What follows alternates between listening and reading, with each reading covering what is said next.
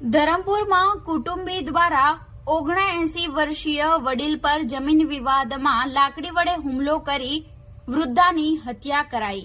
વલસાડ જિલ્લામાં ધરમપુર તાલુકામાં જમીન વિવાદે એક વૃદ્ધની હત્યા થઈ। નાની કોરવડ ધનકી ફળિયામાં રહેતા 79 વર્ષીય કાશીરામ સિંગાડ પર તેમના કુટુંબી દેવરામ ગોંડુભાઈ સિંગાડિયાએ લાકડી વડે હુમલો કર્યો। 14મી માર્ચની રાત્રિએ કાશીરામ સિંગાડાનો પરિવાર લગ્ન પ્રસંગમાં હાજરી આપવા ગયો હતો। આ દરમિયાન જમીન વિવાદને લઈ દેવરામે કાશીરામ સાથે બોલાચાલી કરી હતી। ઉશ્કેરાયેલા દેવરામે લાકડી વડે કાશીરામ પર હુમલો કર્યો।